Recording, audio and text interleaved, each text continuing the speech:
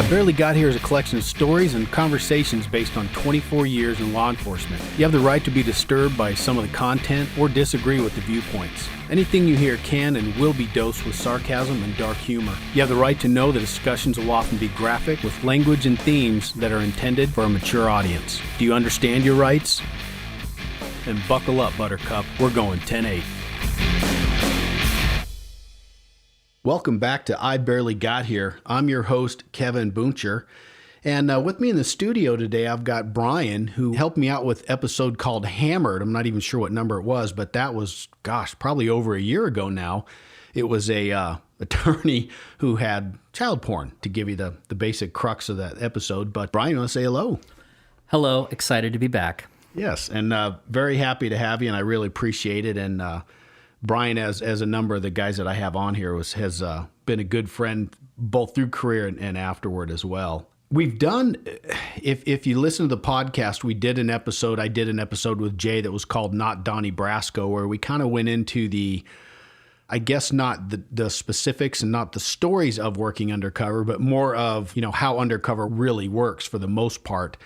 Well, with this one, Brian is a pretty unique person when it comes to police officers, in that he has just got volumes and tons of undercover experience.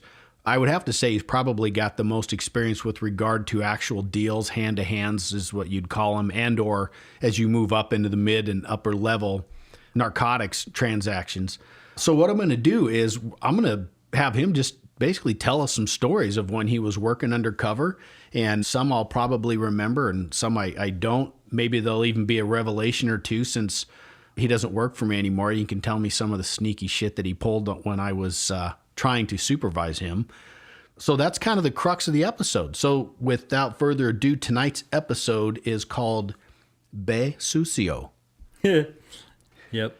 Brian, you want to actually maybe give us a little bit of a lead in, as kind of like, how does a baby UC grow up to be a guy that's working multi-million-dollar wire, multi-pound quantity stuff? So when I was in patrol, every year they do evaluations, and sometimes they used to do like career path things, like, oh, we think you'd be good here, we could be good there. And when I was going through my evaluation, the sergeant was given to me. The evaluation when I was listening to him speak was a little bit, it's hard to hear, because he was saying things like great liar, ability to manipulate others, like no one I've ever seen, thinks like criminal. And I kind of stopped him at one point. I was like, am I getting fired? What is this? He's like, no. This is just some things that I noticed. I think that your path really would lie well in narcotics. And what was the first name of this boss? Leroy. Oh, yeah. And so he had been in narcotics, I think. Yep. So he was telling me this would be really a good idea for you. I think that your skills would lend itself better to like undercover work or something like that. So I said, oh, okay. And I think I tested, and I don't think I did very well. I think I tested a second time. And because I speak Spanish, sometimes at that time in the department, Spanish speakers were like, there wasn't a lot of them.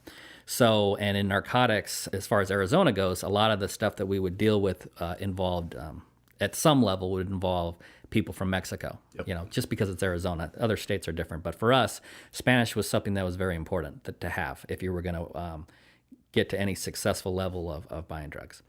So they think they needed a Spanish speaker because the other Spanish speaker left. So at that point, it didn't really matter how poorly I did on the test. You became the token Spanish speaker. Yes, and I think I got the job because of that, because I don't think I tested very well, and there was lots of other guys ahead of me.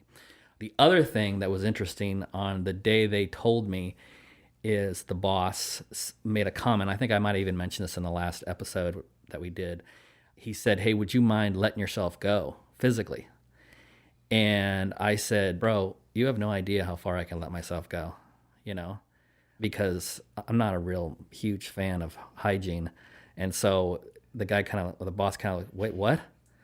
And I'm like, oh, I'm good.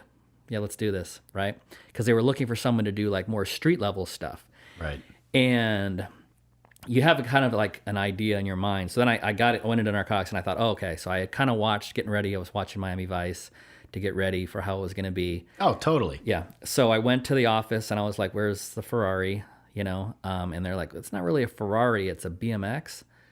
And you ride your bike, and this is the area where you go. And I had a guy that was like a training officer who was really good. His name was Mike. Yes. So he said, yeah, you ride your bike up and down the street, and we buy crack at the time, because crack was like a really big deal at the time in Tempe. Everywhere. Everywhere, yeah. Yeah. And so, or Tempe, Mesa, East Phoenix, that was all the areas. There wasn't really anything outside of there at that time for us, to deal with. So we went out and tried to get super dirty, and I really like that because, like, to me, it was like so natural just to like let yourself go. Yeah, I really liked it. Well, let's explain super dirty, because to like me, super dirty would be like when I go camping and I do a bunch of stuff all day long and I'm like literal dirty, but I shower at the end of that day. Okay, so it'd be like So that. what but is it at with 6 you? months. So basically, and I think I was between relationships, maybe like personal. That sounds Thank right. God, because I right. really embraced that. Like, I mean, I believe that I can't remember the guy's name, but I talked to somebody who had worked undercover for a long time, and I asked that person like some advice. I think they worked for another city, and they had done some long-term stuff, which is kind of rare. And they said the key is, just like in any relationship, it's first impressions. That's the key. That'll get you out of trouble. Like, you won't have to like get down, meaning like use drugs with anybody. You won't get shot. And so they said the first impression is like the biggest deal, right? Mm-hmm. So I tried to like, emulate a lot of addicts, right? So I thought, okay, if I'm dirty enough, then maybe they won't make me do drugs or try to make me get into a bad situation. And I watched some of the homeless people and hung out with them a little bit and kind of saw what they did. I felt like I could definitely get the dirtiness that they had, like the smell and the clothing. One thing I couldn't do was when you looked into their eyes sometimes, and I always get like super philosophical about it, they were broken. Yeah. So when you looked at them, they had like a broken look to them. Defeated. Yeah.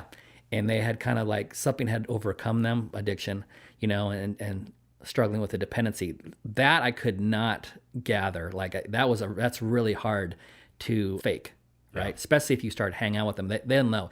And that's always the rule. If you spend too much time with somebody pretending, eventually they're going to figure out you're not who you say you are. So you try to go kind of quick, like in and out, so they kind of don't remember certain things. And there were many times where I made mistakes and I stayed too long, and then it went really badly for me. With the crack was a big deal, and basically was street level. So like $20, $40 rocks. And the prices are different based on your race. So that was always kind of interesting. Like, different races can, get a better deal. The joke was always like, some from another race would say to me, hey, this is the biggest $20 rock you ever saw. And I was like, yeah, but I paid 40. Oh yeah, well, that happens. So it's like, that was kind of interesting. It's its own market, and obviously they haven't caught up with like being fair to everybody yet. So it's just right. The prices are the prices, and it depends on like what race you are and stuff like that. Definitely a free market. Yes. So I'm on my bike, and one of the first, I'm really scared because I'm thinking they're going to know who I am, or they think I'm a cop, or they're going to like beat me up or something like that. So I think in Hollywood stuff. So one of the first guys I come across, his street name is Cowboy. And he says, I go up and I nod to him. As I ride my bike past him, I nod to him. And he was called Cowboy because he wore like shorts, no shirt, sometimes no shoes, and just a cowboy hat. I remember that dude. He's a big dude. Yeah. So I ride by, I nod, he nods. Then I stop my bike and I nod again, and he nods, another time. And I walk over and he goes, are you looking? And I said, yeah. And he says, for what? And I said, 20 of hard, meaning $20 worth of crack cocaine. And he goes like, okay, are you a cop? And I said, no. And he goes, what's your name? And I said, it's Brian. And he's like, okay.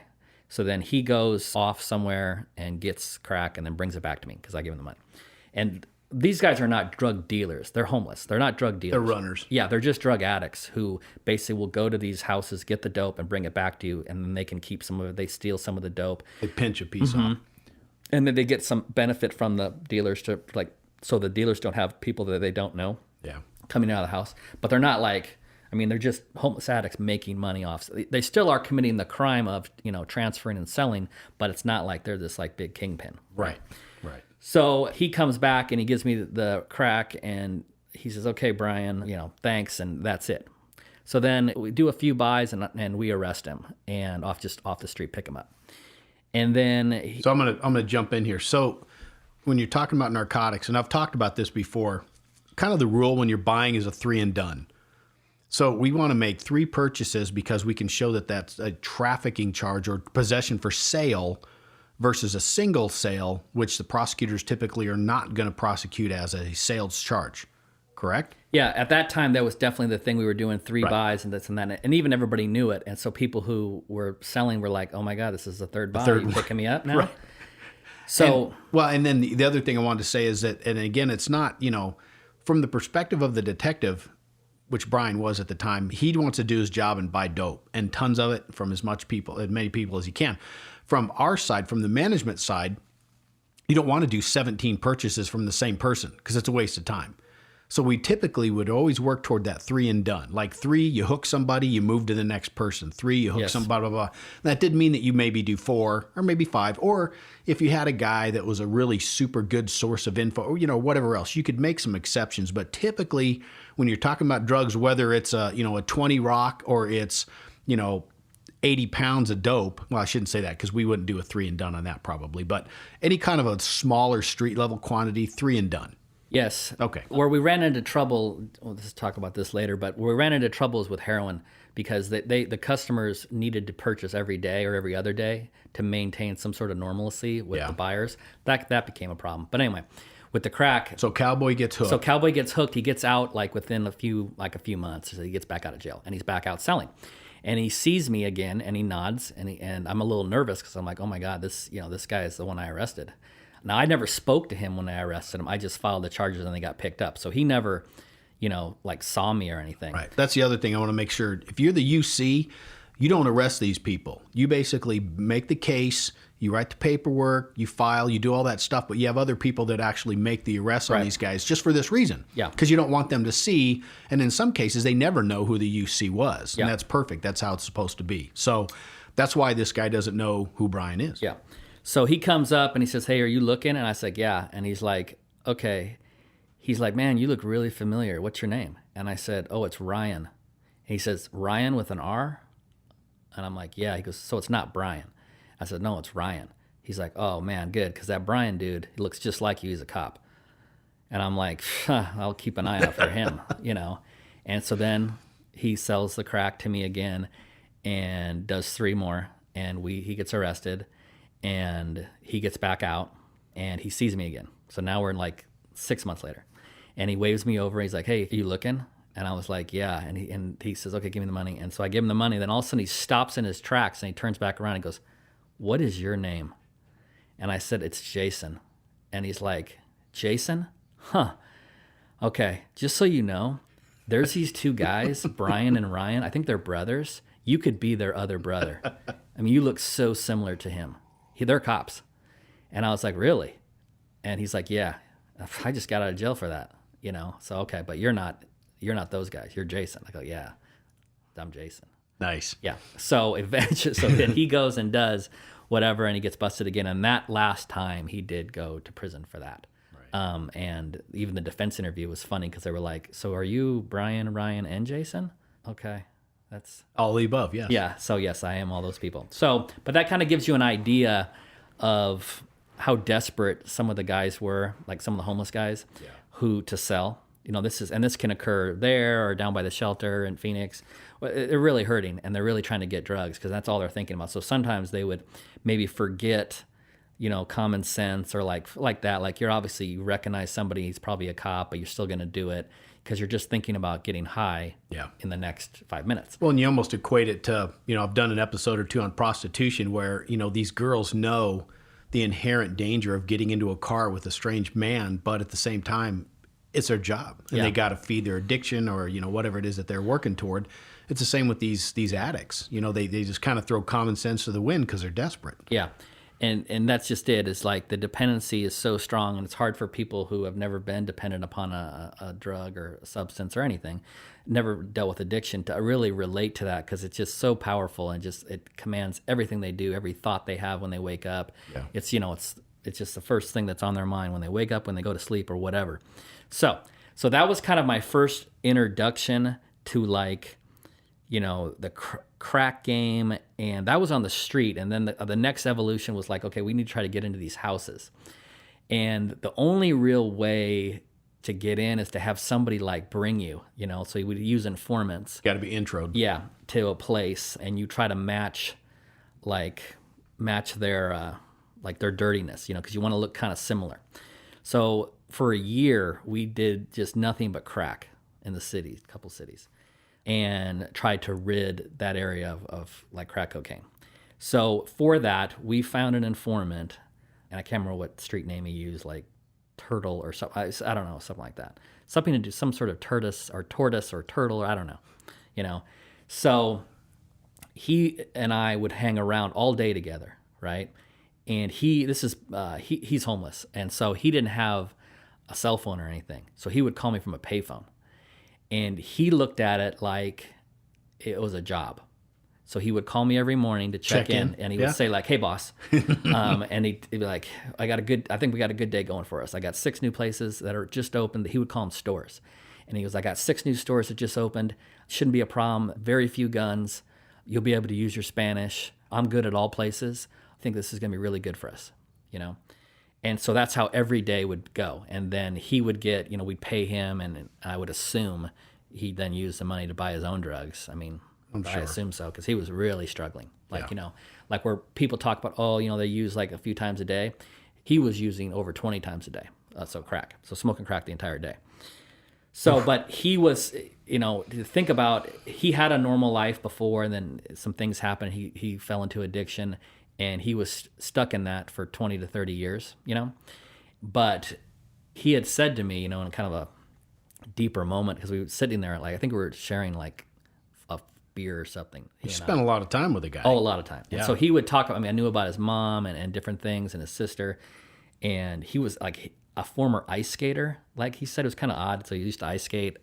And he was telling me that this is the first time that he ever felt like in like 30 years felt like out of purpose. Like I'm actually doing something, like, like we're working together. Right. We're taking down these guys, poisoning our city. Right. So it was really cool for he and I. And he was responsible. We totaled it for something like almost 100 arrests. Yeah. And like 40 search warrants. It was, and he was so active, and everybody knew him. Right. So he was able to get in. Now he was a little strange, obviously, because of the addiction. So there was a thing where we went to a house, and as we're at the door and we're getting ready to knock to go in, and they're selling crack. He says to me that he starts doing this really like deep sniffing noise, and I'm like, what is going on? And he's just like, oh, and I think her name was Summer or something like that. He's like, Summer's probably either here or been here. And I was like, what? Why do you know that? And he's like, I can smell her vagina. And I'm like, wait, what? And so my mind's starting to erase, and I'm like, wait, Summer, you just got in a fight with Summer. She knows that and she knows I'm a cop. He's like, yeah, maybe we should go somewhere else. And then right then the door opens, and they both, they invite us in. And we sit down, and Turtle says to me like, yeah, she's definitely here. The smell got a lot stronger. She's either been here. She's got a really bad infection, I can tell. Ugh. And I'm like, oh my God, like, do you think she's gonna say something? Right. And I'm starting to get really panicky. It's like worst case scenario. Yeah. So the 2 guys that are dealing are in the kitchen, and they're talking about, hey, that's Turtle, but they're speaking in Spanish. So fortunately for me, I can understand them, and so I hear them talking, and I hear them say, hey, that's Turtle, that's Summer's guy. And they said, well, go ask Summer if he's okay. Oh, no. She is there. Yeah. Right? She's in the other room, but Yeah. she's passed out. So I hear them say something along the lines like, no, those are cops, She said those guys, he's working with the cops. That guy's a cop. So, and he's like, well, something. All I hear, I don't know specifically what they said, was all I heard was something about a gun. So I am now flipping out. So I basically Inside. yes, well, Staying cool and composed outside. sort of. So now I pick him up and like pick him up by the jacket or whatever he's wearing. I go, we need to get out of here right now, and he's like, well, no, I don't think it. Oh, no, we're leaving. Yeah. And so like I basically it's like the crack house door. So like there's a bar and different things that they kind of made. So I'm like struggling with the door, like freaking out, and they're yelling now in the background. And so then we eventually run out the door and run down the street. And whoever was like, sometimes I would have guys that would cover me and watch me from a different place. I mean, like you were supposed to do all the time? Correct. Yeah. And so later they pulled up and they're like, hey, is it normal for you guys to run from that house? And I was like, no, that's not normal. And they go, yeah, that sounded weird because I was wearing a wire and they could hear some of the stuff on there, but it was in Spanish. And they were like, that sounded like kind of weird in there. And I was like, yeah, I don't want to really talk about it, but let's just move on, And I just remember that, like that dude with that first phrase of like, oh, Summer's been here. I can smell her. Right? It was just so crazy. Well, first of all, disgusting. It is kind and of then gross. second of all, from the perspective of your job, yeah, I could definitely see that. Yes. So I do want to go into a little, because I remember these times fondly. Brian did not work for me at the time. He worked for another sergeant, but I was very well aware of his work because he gave my group a ton of work because we were the ones that were kicking the doors after Brian made these cases. Well, during that point in time, like Brian alluded to, crack was bad. I mean, it was really, it was kind of the new thing for our state. Obviously, crack had been around for some time, but it had just caught fire in the valley here. And Brian was kind of given an edict to, do anything and everything you can to stomp it out. So he did a ton of UC work. Rarely even saw you back then, other than when you would come in and go, hey, here's another one. I'm like, holy crap. Well, crack houses, and to explain a little further, Brian, mentioned that they have bars. Crack houses were the most fortified drug houses that we ever dealt with. Again, I've been out of the business for a while. I won't say anything to what's going on currently, but back then, every time one of these guys would come to you and go, yeah, we got a crack house to hit, you just kind of went, ugh. Because there was a couple things about crack houses. Those dudes were always armed. They were always armed, and they were always very open about it. And they were typically, the guys that sold in there were very aggressive and threatening. And stop me at any point if I'm, going off track. But they had guns, but not necessarily for the cops. It was for the customers who would try to rob them. Absolutely, which is a great point. That was the biggest problem I think that we really faced was these guys weren't going to shoot you because they thought you were the cops. They were going to shoot you because they thought you were doing a drug rip. Yeah. And or cash rip. So regardless, so crack house was very fortified. The doors were always fortified, which was always a pain in the ass for us because we would have to defeat the doors. We'd have to defeat, multiple locking systems. We'd have to defeat, reinforced hinging. We'd have to defeat all this crap before we could even get in. Well, as it would be, this is one of the things that's come up recently because of some of these current events that we got in. There's something called a no-knock warrant, no-knock search warrant. And what that means is essentially, and again, there's a lot more legal mumbo jumbo to it, but a no-knock warrant is where we've gone to the judge and said, hey, listen, judge, we would like a no-knock search warrant, which means that we don't announce. We're not ordered to announce our presence prior to making entry to that structure. And the reason that we get those no-knocks is because the dangers that were involved with the delay at the front door with the announcement. Because you would make the announcement and you would still have to wait amount of time before you'd even start to attempt to breach the door, get the door open. So no-knocks were not something that was done willy-nilly, and it was very rare to do a no-knock. However, again, alluding to all the work that Brian and his group were able to do during like a 12-month span of time, I remember this very well. We did 15 no-knock search warrants on these crack houses, and that was more than had been done in the entire state by any other department. So, I mean, it just kind of puts into perspective the amount of work that Brian was able to do during that time frame and how active they were, and just they made a huge impact. They made such an impact that I can truly say that they pushed crack sales out of North Tempe and into East Mesa or West Mesa and East Phoenix. I mean, that's accurate. Yes, Yeah. because I mean, really, for them, they don't care. Like the people who are selling where they do it, it just they had a good place set up there, but we just kept hitting them really hard. And in a smaller community, it is possible to be impactful in a Yeah. smaller place. Yeah. But you have to be. It's not just with the PD. Like you can get other city entities involved, like zoning, and like all sorts of like abatement stuff. There's all sorts of stuff you can do in a smaller city. In a bigger city, it's a lot harder, because it's just the problem is so massive, right? So, but it is true. Yes, some of the places are really fortified, and I don't think like the issues I had with people with guns. Yes, they would point guns at you and then try to scare you, but it's just because the danger of being undercover is not when they think you're a cop. The danger begins when they think you're not a cop and they're just a regular person. Your life value is less. So when they think that you're just an addict and you don't mean anything, that's where it's more dangerous, in my opinion, because then they start to be really like loose with things, like they're more threatening. They're trying to play games, different things. So there was a place that I'll talk about in a second, but you'll see that they would turn the lights off and they would click the gun near my head, just to scare me, And like I said, it's a business, so it's not like it's just like at Taco Bell. If 5 people went to Taco Bell and 4 got murdered, people would stop going to Taco Bell. So it's not like they want to kill everybody, but they do start to, look at us addicts as we're portraying as like Cattle. nothing, right? You're like livestock to them. We were on a wire once, and they referred to the customers as victims. Yeah. They said, "Hey, victim number 1 needs, an ounce at such and such." So there was a place. So this is, I talked about being first impression and dirty and all that was good. There is a really cool incident where I had a person that was newer to the undercover stuff with me, and we were trying to get into a house that we told was like that they were selling a lot of rock at, and it was really busy, but it was really hard to get into.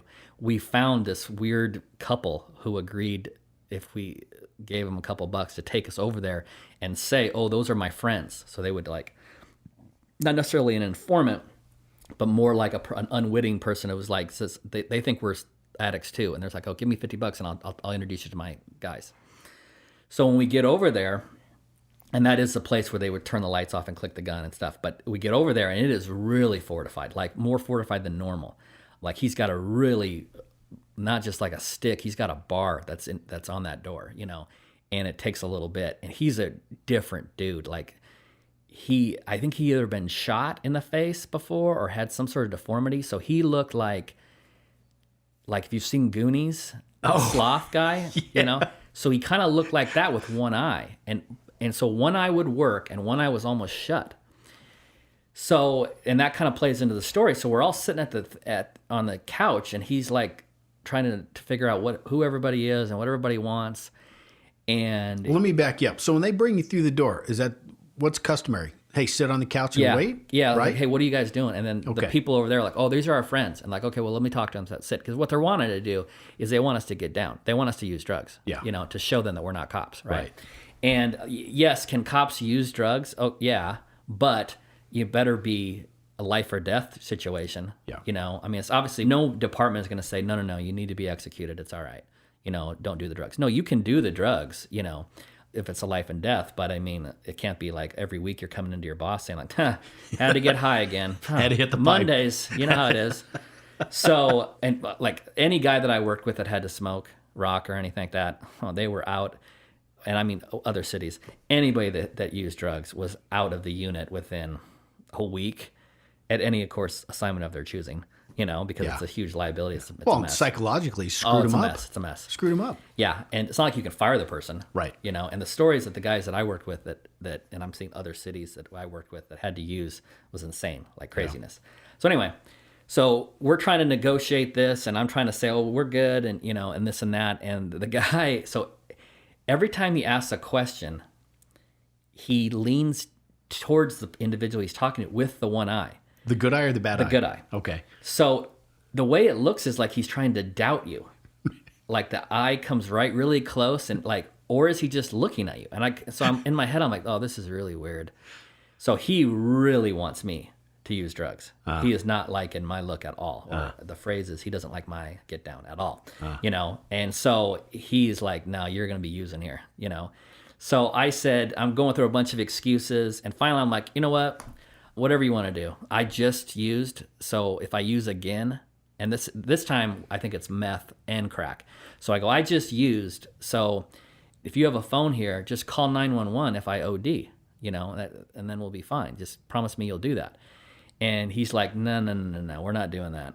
No, we're not calling 911. This is ridiculous. Let me just see, do you shoot up? And I said, yeah. And he goes, okay. And he grabs my arms with the weird one eye. And he's like putting his one eye down in my arms. And I'm like, I don't shoot up in my arms. I shoot up like in my groin. So it's hidden.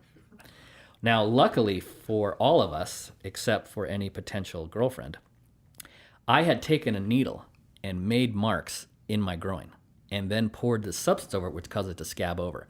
So, And you did this on purpose? Yes. And so if this dude thinks that I'm faking, well, he's about in for a rude surprise because it had been quite infected. And I had not taken a shower for months. And I'm wearing the same clothes, so it's bad down there. So he's like, all right, I don't see the tracks, blah, blah, blah. And I was like, well, they're here. He's okay, we'll take your clothes off. And I said, well, I'm not going to do it in front of all these people. And he goes, okay. So he grabs one of his like henchmen or whatever, and he says, take him to the back room. We better be seeing some tracks, or shoot him. Right now, I don't know if they really meant that. I mean, who knows? It could have just been talk. Well, as this is all conversations in Spanish. So I see the other undercover officer there, and he knows that I have these marks, and he knows that I'm willingly saying, let's do this. You want to look at them? I'm feeling pretty confident about my marks. Well, he doesn't have marks. So I'm looking over at him, and I see that he's twisting, like it looks like he's grabbing his testicles or scrotum and twisting them.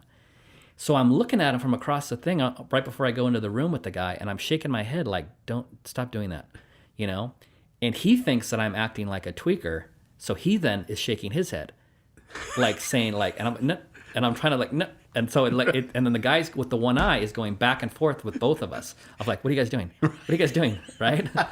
So anyway, I go to the room and the guy's there, and he does have a gun, and he basically says, take your pants off.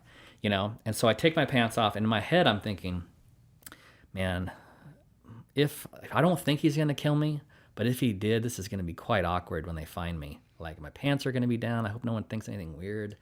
Got some really crazy dirtiness going right. on. There's probably going to be an investigation. Yeah, this is weird. Guaranteed. I'm not even close to my pension. So anyway, I pull my pants down. He sees it, and the guy yells out like, the phrase like "ay chingao" like that, and he yells out, and I'm like, "Are we good?" And he's just like, "Yeah." Please put that away. Right. And so the guy asks, "Hey, are we good in there?" And he's like, "Oh, we're good, right?" And so then I come back, and then they do the little deal or whatever. But they still, every time I went there, they would do like really just kind of cruel stuff like that, turning the lights off, clicking the gun, just being stupid, just to try to like, I don't know, out of boredom probably, right? So as I leave, the other officer that I'm with, I'm walking down the street, and I'm like, what was the whole grabbing your testicles thing? And he's just like, I don't want to talk about it. Let's just go to Pete's.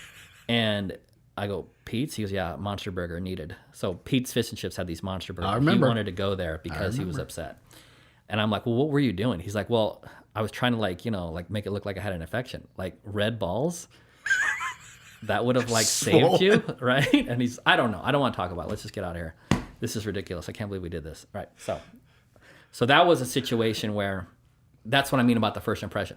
Now, I don't really know, like, are they going to like, close everybody's eyes in the whole room? I don't know. But to me, that was very exciting because I was like, I'm tricking somebody. I'm getting over on them. I'm not like wavering at all. Like, you want to, we're going to get down, right? Let's do it, So no hesitation, So I thought the whole experience was really cool. Looking back, it was probably really dumb. But during that time period, I thought, oh man, I'm so cool. I'm like a little Fonzie, But no, in reality, it wasn't that cool. There was some things I could have done differently, and I don't know. I think I was just really fortunate. It was and I remember, and that story, and then there's a couple others out there because I remember this story, but it kind of lends itself to the Brian legend. Some of these things got blown out of proportion, but that story specifically, later on in the career, you would have people come up and go, hey, I heard this story about Brian, and they'd kind of lay out what they'd heard, and typically it was not even quite as bad as what it really was, and I would say, it's actually a little worse than that. And again, was not working for me at the time.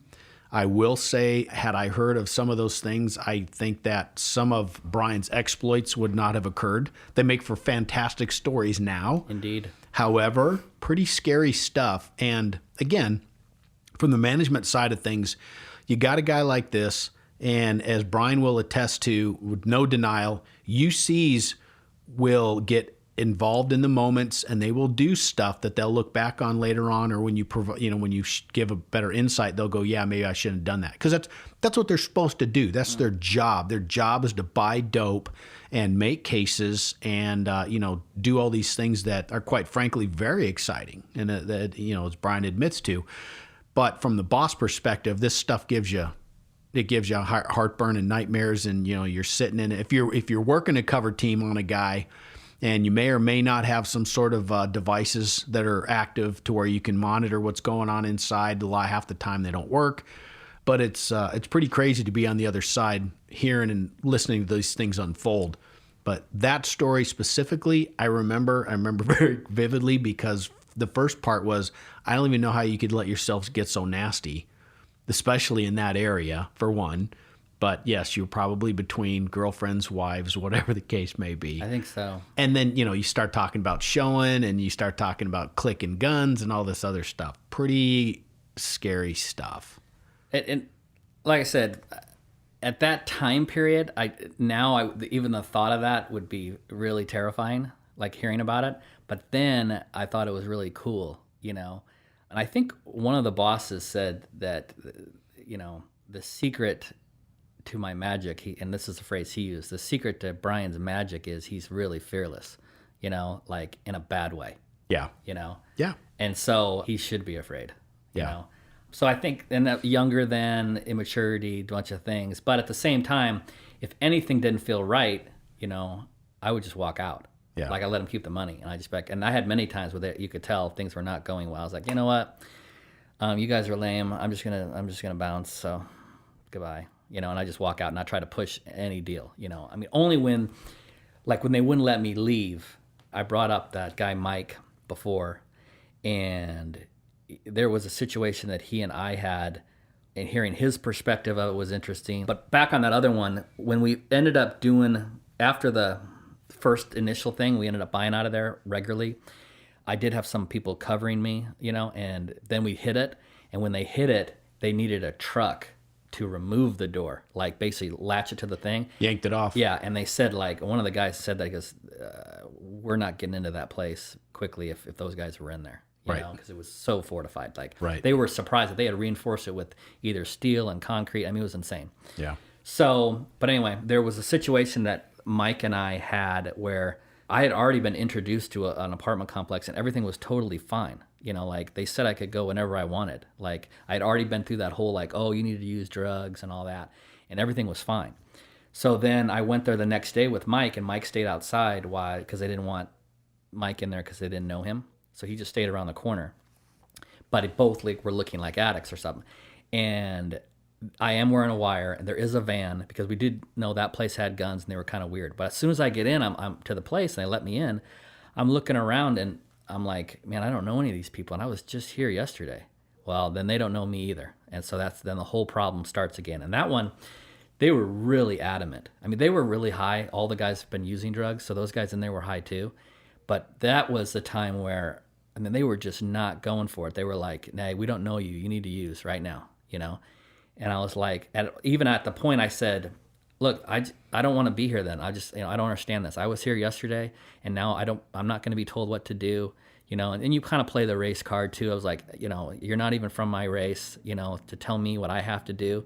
It's more of a street thing. It's very useful, because that is a big deal with different groups telling other groups, it's if a white guy tells a white guy to do something, then that's one thing. But if another race says, he can say, no, that's a disrespect issue. You can't be telling me what to do, that kind of thing. So I'm playing everything I can, and they're being really weird about it. They're like, no, sit down, and they're like reinforcing the door. Like, you're not getting out of here, and I'm hearing this loud boom outside the door. And unbeknownst to me, there's some kids on the top floor, and they're throwing off these M80s off the thing. Well, Mike in his mind is like, are they shooting in there? Yeah. Because he hears this loud, what is going on over there, Yeah.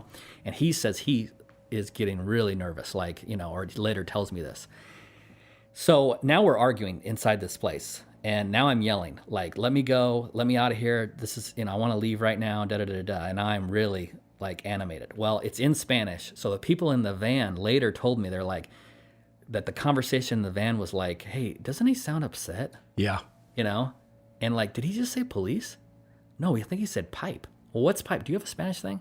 And this is before like phones with internet. So it's not like they can look anything up. Yeah. So they're kind of debating like, are we going in there? Yeah. Do we Like, need to go or not? Right. I mean, he is talking. So back to where I'm at, they're back and forth, you're going to use. And, they're being really aggressive. And then he does some weird motion and 3 guys go from the kitchen to a bedroom and then they run. And I'm thinking in my head, oh, this is going so badly. Like I can't understand this. Like I'm either they're going to shoot me or, this is so lame. I don't, I'm just thinking that. Right. And so all of a sudden this girl comes out and she is just out of a movie. She looks like a nightmare. I mean, her hair looks all crazy and she just goes super like aggressive with me and basically says, who are you? Get out of here. You don't belong here, something like that. And she literally like grabs me and like starts pushing me towards the door.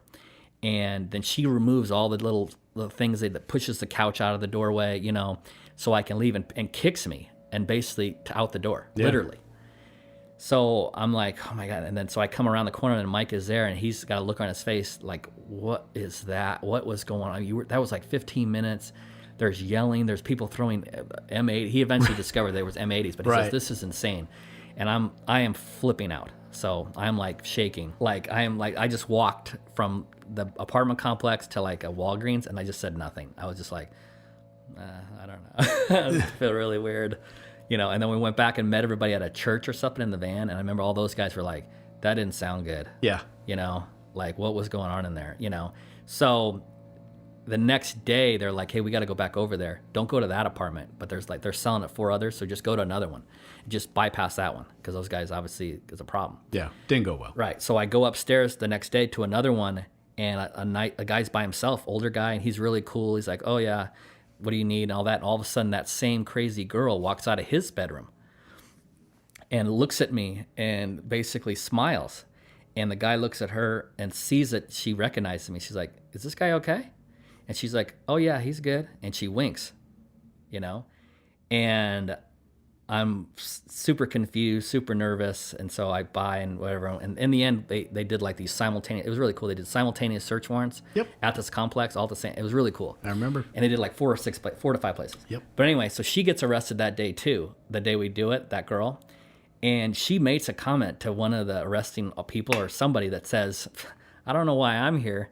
Green eyes over there with the mask. Yeah, those guys were going to shoot him when he was trying to buy out of somebody's house. And I basically saved him, And then he went to Tio, or so I think it was Tio. He went to Tio's the next day, and I vouched for him. So I don't know what I'm doing here, Yeah. And so somebody had come over to me and goes, is that accurate? And I looked at her and said, oh, that's her.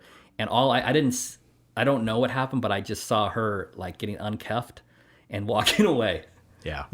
So I think they just let her go. And then she ended up dying, like ODing later. But so anyway, so that, like said, these things would happen and it'd just be like, oh my God, why is this happening like this? Like I don't understand. So, but the thing about it, and I have a question about the girl, remind you to come back. But the thing about it is you don't have time to just stop and try to figure things out. You don't have time and you don't get to do a redo. Hey, hold on, let me go back to the beginning and start this. Right. I mean, you have to be fast on your feet. Any good UC is really good at basically rolling with the punches, man. I mean, you have got to be able to roll with stuff as it occurs. And as Brian's relating these stories as to what's going on, the way he tells it, it makes it sound like he's, visibly freaking out and everything, but I guarantee he's still in role. He's still in his UC role, and he's just, his mind's going 1,000 miles a minute, but he's still portraying just that addict that just wants to get dope or wants to get out. I mean, one or the other. Why did the girl vouch for you? Did you ever figure that out? Like, did she? Oh, who knows? I never spoke to her. I was curious because I remember that. Yeah, I never spoke to her, and I don't know why, but And I don't even know if what she said is true. Like they were gonna like kill me right there or something. You know, like the concept of like getting smoked in an apartment like that. I mean, what are you gonna do? It's like when that Chandler officer was killed not too long ago undercover, and they like shot him in like some relative's house. Like, I don't know if that's ever the intention, because how are you explaining that? Like, I mean, it's not like it's like the mafia or so, like some sort of hit. Right. I mean, it's gonna be really loud. Right. Right. And you live there, so what are you gonna say? Like the Yeah. cops are gonna be there. And now there's, this dead person there. Well, I don't know. So I don't know. I mean, but again, people are unpredictable, and out of fear or something, they could be like, oh, and then try to run away, I guess. Panic. Yeah, panic. Well, So, and I think, like you said, I think you're almost more in danger of being believed as the addict because your life is throwaway versus if you're the cop. Because if you're a cop, like you're saying, there's going to be huge ramifications if something were to occur. right. There's like some hesitation, like, oh, unless a person's like really next level of like, oh no, I'm going to kill him even if he is a cop, High. I mean, some of those things obviously Oh yeah, factor in. drugs will when play a you're huge high, factor. Yeah, the guy that I knew that had to smoke, one of the guys that had to smoke crack, he tried to leave, and they had him on his knees and the whole bit, like gun to his head, and they said, you're smoking, you're not walking, and he made some comment about like, well then I'm not going to pay for it, right? And the guy said to him, well, no, you're not going to pay for it because we don't sell to cops. You're still going to smoke just for our entertainment value. Like they knew he was a cop, and he hit the pipe and they made him do it again. Oh, wow. So his telling of the story is crazy because he gets back into the car with his other UCs, like, we need to go to the hospital. And they're like, I had to smoke crack like twice. These guys are insane, and then the fallout from that is like, you got to call your boss, obviously boss after boss. I mean, everybody's you got to hit that place immediately. Yep. Now there's charges of like kidnapping. It's got to be immediate. That person's got to go to the hospital. I mean, it's so many things. Yeah. It's so crazy. Well, so he was out of the unit in a week. A point has to be made. Oh yeah. I mean, you're going to hit that place hard, and you're going to charge that guy with everything. Fucking no leash on your dog. I mean, you're going to pound those people in that place. They knew that he was not right, and they still just to be funny, like their own entertainment. It's pretty sinister. So that's a different level guy, So, but anyway, so then the crack thing, after hitting it so hard, started to kind of like lose itself. We moved it to other places. It's not like we got rid of it, but we moved it to other places, and the dynamics changed where, it wasn't so much house stuff anymore. Now they wanted to do delivery, and they felt that was safer, But I mean, and it's just a constant back and forth. Like they try stuff, we would try things, and that was the thing is like, I never really took it personal, but sometimes in looking back, I had one bad experience in court with a guy who was really upset with me, and I had been dealing with him for a year. And in his mind, he saw me as a friend. So, and he made some outlandish things. He said that he trusted me with his children, and I was like, thinking about that, I was like, dude, I watched your kids for like 30 minutes while you went to the store. Yeah. Okay. So I mean, he was just saying how betrayal, though, it doesn't matter that if it's like illegal stuff or regular like relationships. People when you get betrayed, it hurts, right? And when somebody like not just buys crack one day, but if you're hanging out with somebody and you're talking about normal things, right, and then you basically are the cause of in their eyes, they're the cause of them getting incarcerated. It's not the fact that they sold the drugs; it's the fact that you did this to them. Yeah. So I had a couple experiences in court. People were really upset with me and like betraying them. Did you ever feel bad for any of them? Oh yeah, there was one that there's a couple that I think I'm probably going to have to if you believe in that kind of stuff, like if like afterlife, like I might have to answer for a few things, just clarification to a higher power of like, hey, I think the higher power is probably going to know it already. That's what I'm hoping. Yes. But I might say like, just see that I did not enjoy that. Right. And I felt like, but when I tell the story on this particular suspect, most people have a shocked, oh, that's not right. Yeah. That's not right. Just on the topic, I remember I never worked, again, not nearly the volume of undercover work that Brian's done, but I had a case where I was working a gambling case, and I had to kind of the same thing. I had to befriend basically the guy that paid and took money. it starts off like he's saying. It starts off with like a 20-second meeting in a parking lot. You got your money, yeah, here, psh, yeah, gone. He's to part ways. To where the one of the last meetings is like, hey, dude, man, you get to come over and we're gonna party a little while. Why don't you come over to the house? And because they trust you. And same thing. I remember when the guy got taken off. He's just a young guy, just a young guy. I remember some of the same thoughts of, God, man, I just kind of, I don't know why, and I never would have anticipated it, but I felt bad. Mm-hmm. You feel bad a little bit, like you. I think you should totally, tricked them. Yeah, and I think that is one of my kids.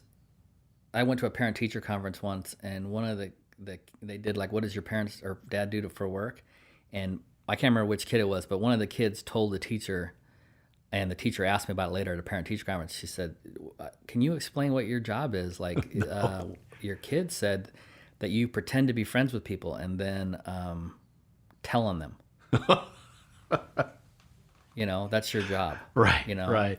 And so, like I said, that's where I don't think that I never really felt like I was in danger of getting, like, killed or anything. But one thing I really did notice is psychologically you got a little weird because you're lying all day long to all these people, and you kind of take on like a mentality like, oh, I'm so cool, I'm doing this stuff, like nobody can understand how deep, it's yes. all made up in my head. Yes. And thinking like I'm better than I am, and start to think like, oh, the rules don't apply to me, like I'm doing you can sleep safely because I'm out there, right. That kind of thing, which is all just made up silliness, immaturity. So that's why I do believe that there should be like a limit on the time that you can be undercover, consistently. Well, I think that it brings me a good question. I want to make sure people understand the volume here.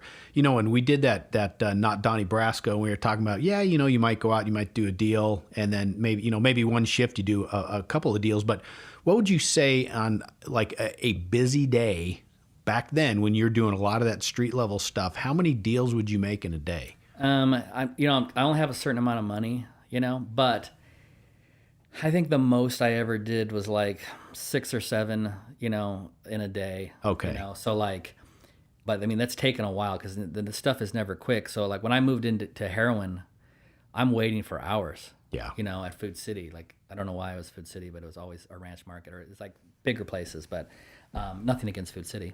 But I was always at Food City, it seemed like, and waiting forever. Like I'd wait hours, and like in the movies, they're like, man, nobody waits for dope. And I was like, oh no, if you're an addict, they'll wait till the end of time. Oh, exactly. Unless they think they can go somewhere else. But and especially the problem is once you throw your money to that, well, if it's that kind of a deal, if you throw that money to that little runner person, you're committed. Yeah. I mean, you're stuck. Because you don't have any more money. You don't got no more money. No. So with the delivery of the heroin, that it would take hours and hours. And then they keep calling you and being like, okay, I'm almost there. I'm at the light. Oh, my tire's flat, Yeah. So you just wait forever. And half of it's not even true. It's just a bunch of BS. None of it's true. But I mean, in the summer, it was so hot.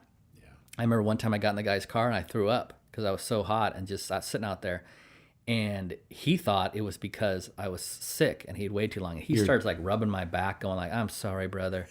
I know I took too long." And I'm just like, I'm so done with this. You know what I mean? Like I was at the tail end where I was just like, I am so tired of this. It's a filthy, filthy business. Yeah. So there you go. On a busy day, again, I think the stuff that Brian was doing, and again, not like he's the only guy that's ever done it, but these guys really get immersed in it sometimes, not to where it's a full-time, like some of these biker gangy type of investigations we've discussed in the past, but a lot of, immersion. I mean, it's truly almost an immersion and how much it consumes their life. But the rules are set up too now where you wouldn't be able to do that. Yeah, true. And I think when you started working for me, those went down. That might have happened. It did happen. I guaranteed. Look at, and Brian's got his little angry face on. A lot more to tell, a lot more stories I don't want to pull out of Brian, but I think what we're going to do is we're going to wrap this, and maybe what we'll do is turn this into a second episode as well. I really appreciate you coming in, and hopefully I can get you back maybe sooner to do Base Sucio Part 2. But with that, guys, I'm going to close this episode of I Barely Got Here. I want to thank you for listening, and if you like the show, please subscribe and post a review, and ask your friends and family to give it a listen as well. If you have any questions or comments, you can shoot me an email at ibarelygodhere@gmail.com, and you can also follow me on Instagram and Facebook. And Sam42, Zebra 405. we are 10-7. Take care.